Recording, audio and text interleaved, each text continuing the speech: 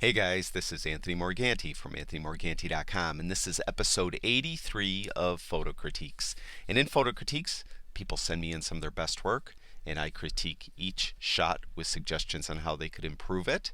And today I'm pleased to critique the work of Steven Hudson. Steven sent me in some nice work. This first one is this beach shot, and I consider this kind of a tweener. And when I say tweener, I'm talking about the shutter speed.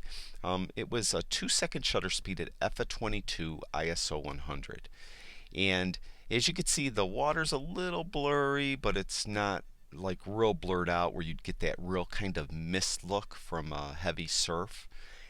And it's not so sharp though that we'd get a real crisp, clear, shot of the waves crashing into these rocks or anything like that. So it's kind of a tweener shot. In this shot, a couple things. I think that the scene, the composition as it is, there's not anything overwhelmingly interesting in the shot. The sky's rather bland. There's not a lot of, the sign maybe, but it's so kind of diminished in the shot that it's not as eye-grabbing. So I think this is a scene that if you work the scene, you could find a better shot. That's number one. Number two, strongly, if you don't have a set already, Steve, get some ND filters. They're rather expensive. If you buy the cheap ones, you'd get color shifts and they cause all kinds of problems. So get a really good set of ND filters, and you'd be able to bring this f-stop down off of maximum. When I mentioned it many times in the critiques, when we stop our aperture all the way down to f/22, sometimes it's f/32.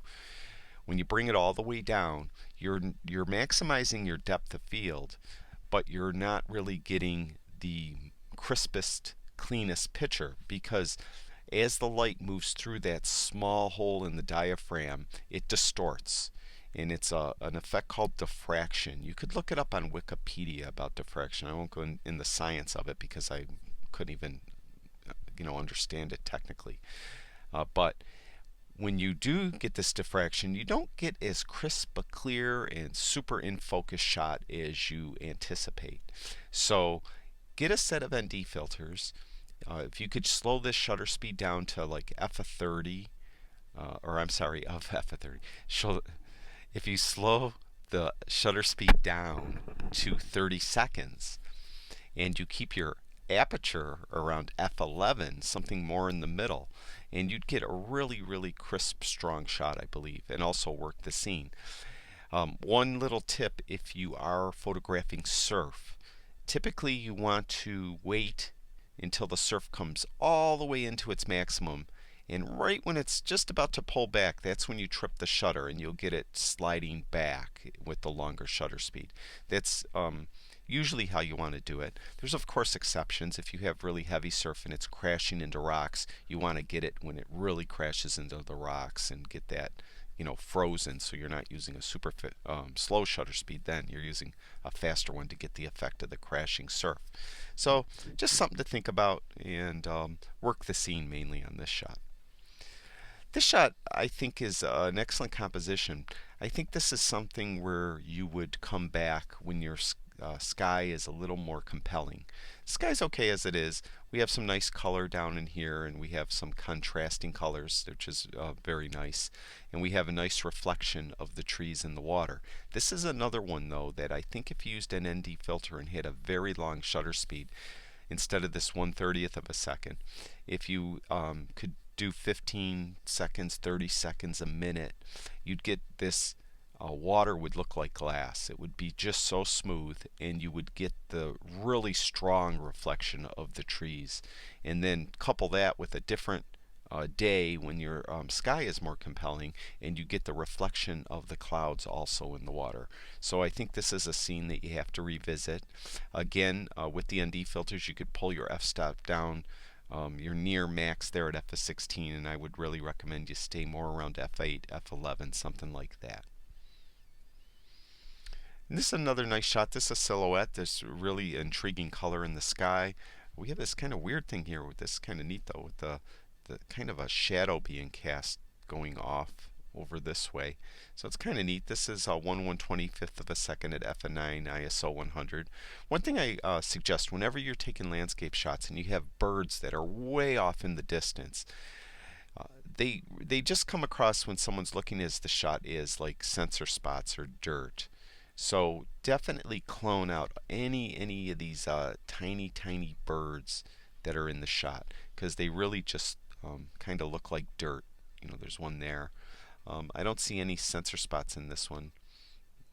Just some, birds. There was actually, I forgot to mention, I think I remembered, yeah, there's a sensor spot here. I got sidetracked. Always go through the images real careful and make sure you get rid of all these sensor spots.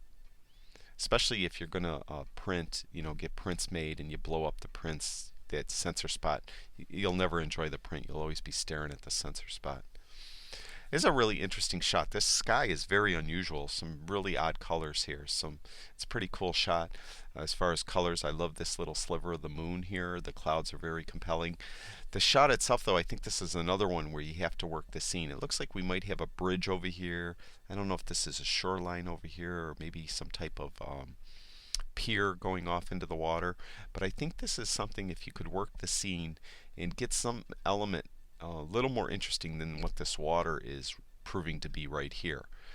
On the other hand, too, if you used a longer shutter speed, if you you were at f of 4 here, if you went to f of 11 and used an ND filter and got like a 30-second exposure, you'd really smooth this water out, and these reflections would be more pronounced and more compelling. Also, if you shot around f11, f13 in there somewhere, you'd get kind of a starburst effect on these lights. Not all lenses do it, but you'd have to try it. Hopefully your lens would do it, and you get kind of this starburst effect on the lights, and that would reflect, of course, in the water too. This is a very nice shot, very well in focus. You could see the individual hairs of the bee. Very nice shot. Bokeh is very well done. This is another one, though, too, where I think I'd prefer this to be cropped. I think I know I've had a similar shot in the past to somebody's that was a bee, on a flower, and I think the shots are just stronger. More of a stronger macro. So you'd crop in a little tighter. I'm just doing a quick crop. I don't consider this a great crop, but I think that's a compelling image, a stronger image than what we had before when we did not have the crop. So that's something I'd like you to think about. It's a nice shot. We have the strong lines of the bridge. We have these pier. We have some nice color and effect in the sky. This was a 30-second exposure on this shot. This is another one too. I'd like to see you work the scene. You were at f of 22. Again, you really got to back that down. Get it more like f11. I talk about this on my website. I have some articles over there about finding the sweet spot of your lens where it's the sharpest. You'll have enough depth of field at even at f of 8. You'll have enough depth of field to record this scene. What you want, though, is a lot of detail. So at f of 22, you're going to get that effective diffraction, and these rocks and stuff in the foreground won't be as sharp and as it just won't be as compelling of an image because of that. And it affects color too. So you'd want to really, I think, try to open up your aperture just a little bit on these landscape shots. Also, too, I should mention, not necessarily because this is more of a silhouette, about focal points. I get a lot of people asking me, where should we focus and stuff like that. And I have articles on my website about hyperfocal focusing, and I won't get into that right here because it's kind of a heavy topic to talk about. But a quick way, if you don't want to really bring out iPhone apps and smartphone apps, I should say, for people that don't like iPhones, but smartphone apps, or you don't want to bring charts and things to find out the hyperfocal distance of your lens at a given f-stop, is if you focus a third of the way up, that's usually a good cheat. So a third of the way up in the image would be you'd focus on this post here. If you focus on that post here, typically you'd get everything that's in front of it in focus and everything behind it pretty much in focus. And it's an acceptable focus, but it works, and many landscape photographers do it. If you have, now with that said, if you have something in the midground to foreground that is the subject of the shot, that let's say there's a person here, you focus on them. Don't worry about this third of the way up or anything like that.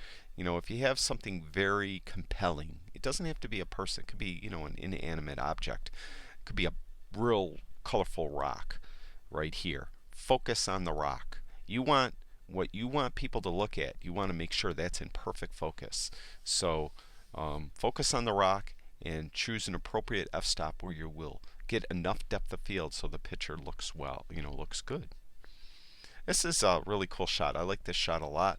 The strong leading lines of the wall and the beach going off towards the beach. Man apparently walking towards the beach or maybe away from the beach. I'm not sure which way the beach is, but it's a really, really nice shot. 1/500th of a second f/10, ISO 100, right at 50 millimeters. It's a really, really nice shot. This shot I like a lot. The next few, the black and whites, I actually like black and whites a lot that Steven has done. And this one I like. I kind of could picture this almost being on an album cover or something. Very compelling shot. Now this was 1/640th of a second at f/9 ISO 100, and it's really dark. So I'm sure Steven processed it to get this really dark look, and it's pretty cool shot. I like it. The factory, the industrial complex on the other side of this. Probably kind of some type of noise wall, noise barrier for a highway or something. I don't know, but it's a pretty cool shot, and I like the clouds too. Very, very cool.